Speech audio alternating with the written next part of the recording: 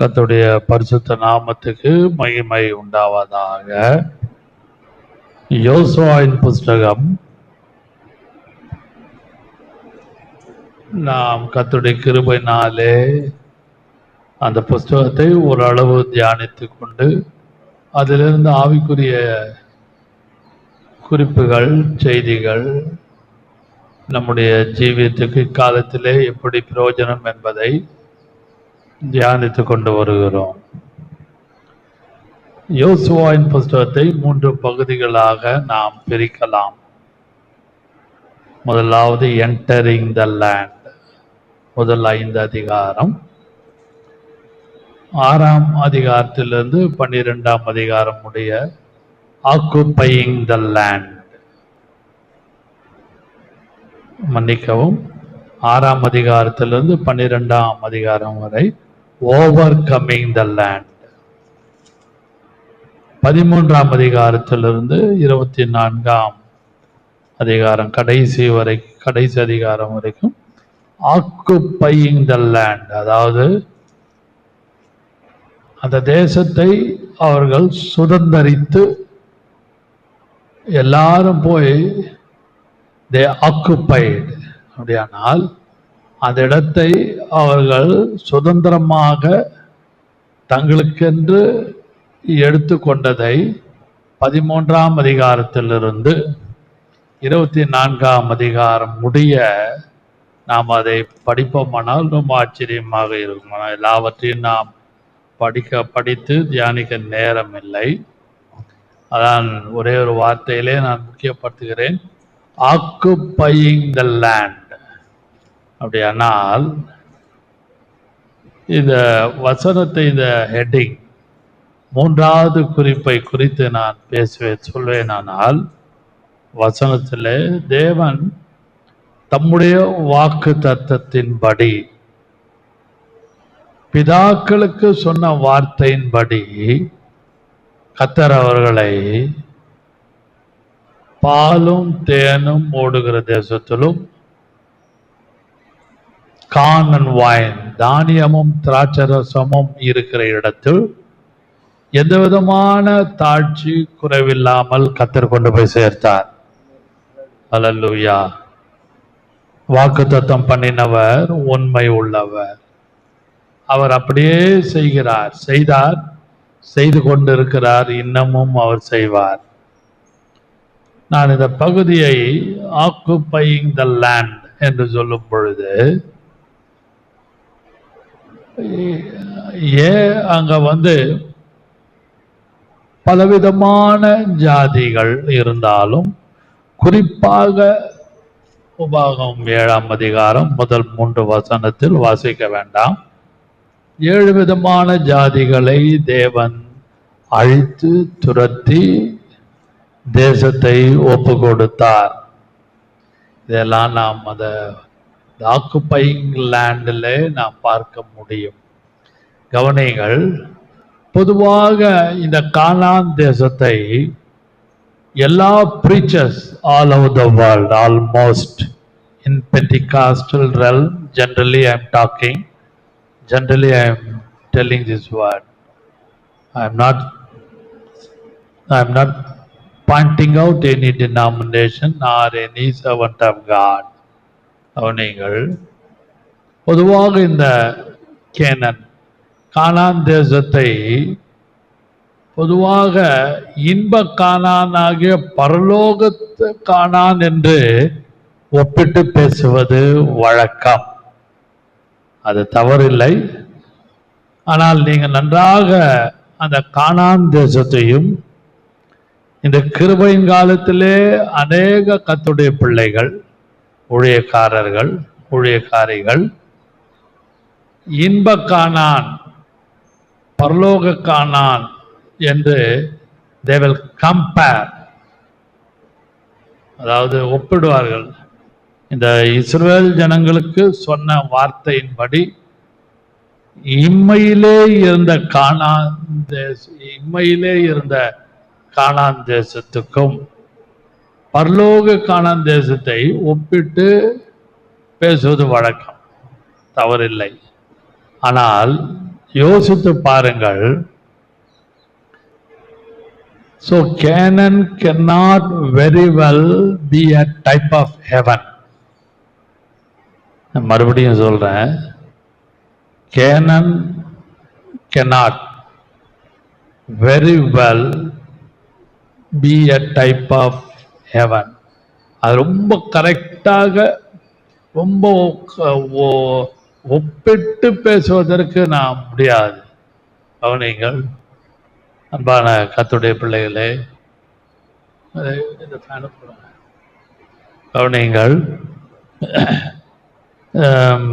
வசனத்தை, இந்த சம்பவத்தை பார்க்கும் பொழுது கானான் தேசத்திலே நாம் பார்ப்போமானால், ஒவ்வொரு சம்பவத்தை பார்ப்போமானால் பலவிதமான அல்லது குறிப்பிட்ட 7 ஜாதிகளை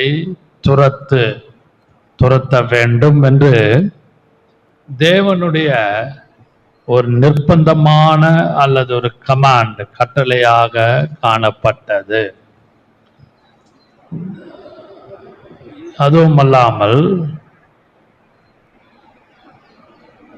the place called Canaan was a place of conquest through conflict. கவனிங்கள், a place of conquest through conflict.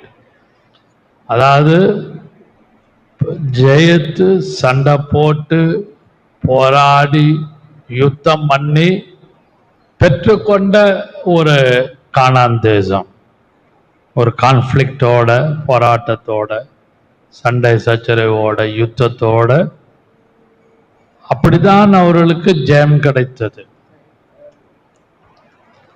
அது மட்டுமல்லாமல் வனாந்தரத்திலும் அவர்கள் பிரயாணம் பண்ணும் பொழுது ஆங்காங்கே சில யுத்தங்களும் நடந்தது. Before entering the land. இதெல்லாம் சற்று யோசியுங்கள். இஸ் a காமன், யோசித்து பார்க்க வேண்டும். இஸ்ரேல் ஜனங்கள் எப்பொழுதும் உருவின பட்டயத்தோடு காணப்பட்டார்கள். இஸ்ரேல் ஜனங்கள் உருவின பட்டயத்தோடு காணப்பட்டார்கள். கவனியுங்கள்,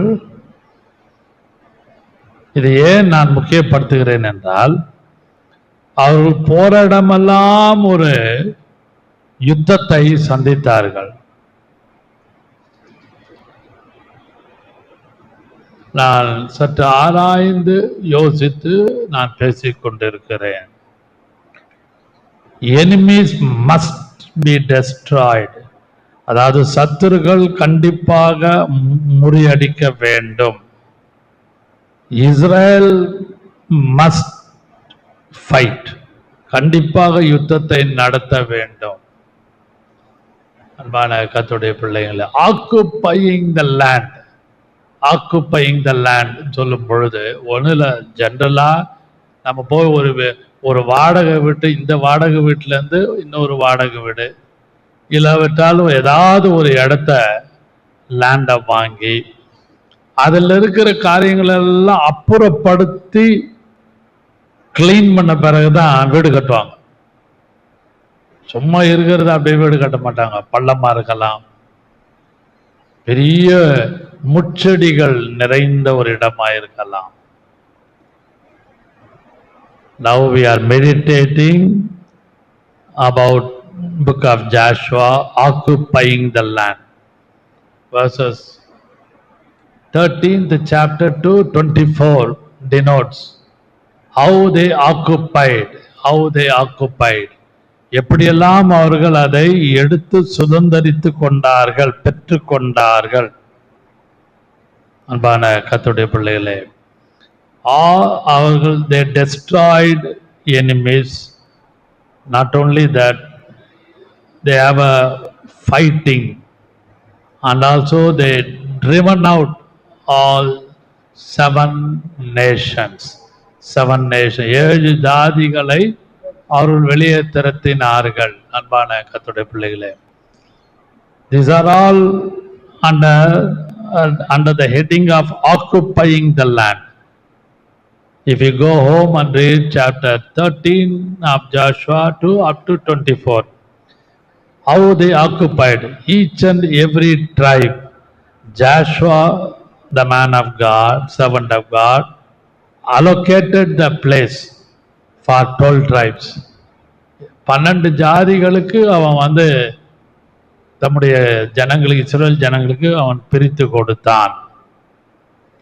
அன்பான கர்த்தருடைய பிள்ளைகளே, அதை குறித்து நான் சொல்வேனானால் நாம் நன்றாக பார்க்க முடியும். எபிரேயர், book of Hebrew chapter 3 and 4 gives small explanation. Chapter 3 and 4 I will tell some reasons. நான் சில காரணங்களை சொல்லுகிறேன். இந்த அதிகாரத்தை நன்றாக படித்து பார்த்தீங்கன்னா, if you compare the land of Canaan and book of Hebrew chapter 3 and 4 பார்க்கும் பொழுது, position and possession in Christ, position and possession in Christ. அப்படியானால் நம்மளுடைய நிலைமை எப்படி இருக்கிறது? பொசிஷன், பொசஷன் இன் கிரைஸ்ட், உரிமை. அந்த உரிமைன்னு சொல்லும்போது இயேசுதான் நமக்கு உரிமை. Jesus Christ is our possession. He is our possession. But what is our position in Christ? We have to think always. We are blood-washed people. We are separated people. We are taken baptism, immersion baptism. We are speaking in tongues. What is our position in Christ? Always you and I should think before entering the heaven, before occupying the heaven, what is our position in Christ on the face of the earth? இந்த உலகத்திலே, இந்த பூமியிலே இயேசுவோடு நம்மளுடைய நிலைமை எப்படி காணப்படுகிறது என்று யோசியுங்கள். Think about it. Possession in Christ சொல்லும் பொழுது, He is all in all for me and for you and for all. Possession in Christ, அதாவது உரிமை. அவர்தான் நமக்கு எப்படி இஸ்ரவேல் ஜனங்களுக்கு கானான் தேசம் உரிமையாக கொடுக்கப்பட்டதோ, like that we have a possession in Christ. நமக்கு நல்ல ஒரு உரிமை இருக்கிறது, possession. இதெல்லாம் என்னுடைய possession, இதெல்லாம் என்னுடைய உடைமை. Christ is our possession. Can you believe that? நம்புறீங்களா? உண்மைதான். இயேசுதான் நமக்கு எல்லாவற்றுக்கும் எல்லாமாய் காணப்படுகிறார். அன்பான கர்த்தருடைய பிள்ளைகளே, if you go home and read Hebrew chapter 3 and 4, carefully read, careful reading of the chapter 3 and 4 gives some inner thoughts. நான் அதை படித்து ஆக்குபையிங் த லேண்ட் என்று நான் படித்து தியானித்து கொண்டு இருந்த பொழுது, நன்றாக நீங்கள் நானும் விளங்கிக் கொள்ள வேண்டும். இஸ்ரவேல் ஜனங்களை God put them into the rest, அமைதியாக இளைப்பாற பண்ணினார் என்று வசனம் சொல்லுகிறது. Deuteronomy chapter 12:10, உபாகமம் 12:10 வாசியுங்கள். நீங்கள் யோர்தானை கடந்து போய் உங்கள் தேவனாகிய கர்த்தர் உங்களுக்கு சுதந்திரிக்க கொடுக்கும் தேசத்தில் குடியேறும் போதும் சுற்றிலும் இருக்கிற உங்கள் சத்துருக்களை எல்லாம் அவர் விலக்கி உங்களை இளைப்பாற பண்ணுகிறதுனாலே நீங்கள் சுகமாய் வசித்திருக்கும் போதும். In English Bible the word is rest. The word rest is very important. You and I always taking rest. either in the afternoon after the meal or after the supper. We are taking beautiful rest on every day according to our ability, according to our mental power and physical strength. But if the people of Israel, right from Egypt to Canaan, they are very tired. They became a warriors. They overcame certain war. Finally, they entered the land, and then finally they occupying the land. There, Joshua tells, or Moses, the man of God, Moses told. Again, you can read chapter 12 and 10, Deuteronomy 12 and 10, 12, 10. நீங்கள் யோர்தானை கடந்து போகும் தேசத்தில் குடியேறும் போதும் சுற்றிலும் இருக்கிற உங்கள் சத்துருக்களை எல்லாம் round about சுற்றிலும் அவர் விலக்கி உங்களை இளைப்பாற பண்ணுகிற இடம் உண்டாயிருக்கும். போதும் கவனியுங்கள். கர்த்தர் after they occupying the land, God automatically gave them a rest, the place of rest. அன்பான கர்த்தருடைய பிள்ளைகளே, as long as we live on the face of this earth, we need some physical rest, we need some mental rest, we need some spiritual rest also. There are three kinds of rest: physical rest, spiritual rest, mental rest. நமக்கு physical rest நல்லா தெரியும், mental rest we know about, but what about the spiritual rest? That's entirely different. அது வித்தியாசமா இருக்கும். அந்த இளைப்பாறுதல் அமைதியாக, after the reading the word of God, after the prayer, after we are filled with the Holy Ghost, after doing some ministry, we automatically will get some spiritual rest sometimes on the face of the earth. There is a rest, eternal rest. I am not telling about the eternal rest. As soon as they occupied the land, people of Israel, God put them into rest. So also, after we read, after salvation, after doing the ministry, after reading the Bible every day, after the reading, while we are reading the Bible, sometimes God will speak to us. That gives us spiritual rest. அமைதியான ஒரு அமைதியான ஒரு ஆவிக்குரிய இளைப்பாறுதல். Some level. Those who are going in spiritual path, they can understand what I am saying now. Coming to the point, குறிப்புக்கு வருகிறேன். அவர்களுக்கு தேவன் அவர்களை இளைப்பாற பண்ணினார். Hallelujah. அன்பான கர்த்தருடைய, occupying the land is very important. Occupying the land. அதுபோல தேவன் in New Testament, like that in New Testament, we have some position and possession in Christ. What is our position? Just think about that. What about the possession? There's a difference in between these two words. Position, நம்முடைய நிலைமை எப்படி இருக்கிறது? While we are reading the Bible, praying to God, and also doing some ministry, we have some position. I am not talking about the power and position and the padavi solla. I am not talking about the padavi pesala. We have some position in Christ.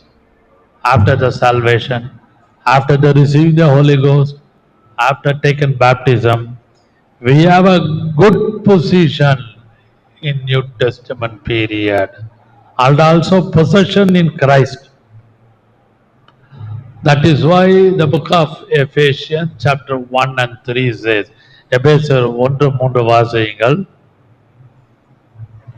அதாவது உன்னதங்களில் உள்ள ஆசீர்வாதத்தினால் கர்த்தர் heavenly blessing. நம்முடைய கர்த்தராகிய இயேசு கிறிஸ்துவின் பிதாவாகிய தேவனுக்கு ஸ்தோத்திரம். அவர் கிறிஸ்துவுக்குள் in Christ உன்னதங்களிலே ஆவிக்குரிய சகல ஆசீர்வாதத்தினாலும் he blessed us from heavenly blessing. நம்மை ஆசீர்வதித்திருக்கிறார். he blessed us in heavenly blessing. உன்னதங்களில் உள்ள, that is why I called our turning back, no turning back, no turning back, no turning back. Hallelujah. In Christ we have a good position. In Christ we have a possession. We have a Jesus Christ is our property. அவர்தான் நமக்கு சொத்து. He will meet everything as well as on the face of the earth and also in heaven. Hallelujah. பூலோகத்திலும் பரலோகத்திலும் சங்கீதக்காரன் சொன்னது போல உம்மை தவிர எனக்கு வேறு விருப்பம் இல்லை. I have God would not have spoken of another day later on. கவனிங்கள், தமிழ்ல நல்லா இருக்கு.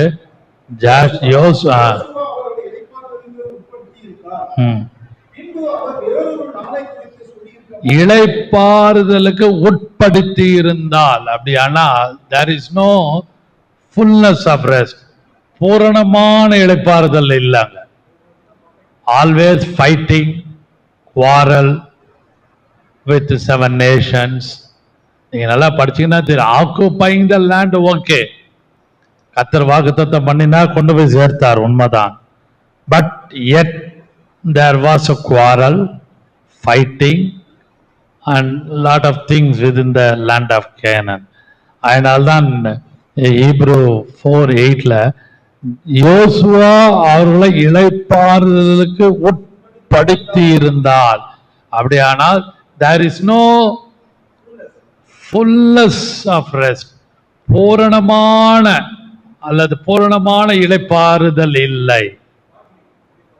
நீங்கள் எங்க where is fullness of rest? Only in heaven will get a fullness of rest, not on the face of the earth, not in our home, my home or your home, not in job, not in the world. Any place we don't have get any fullness of rest. Only total rest in heaven. Hallelujah.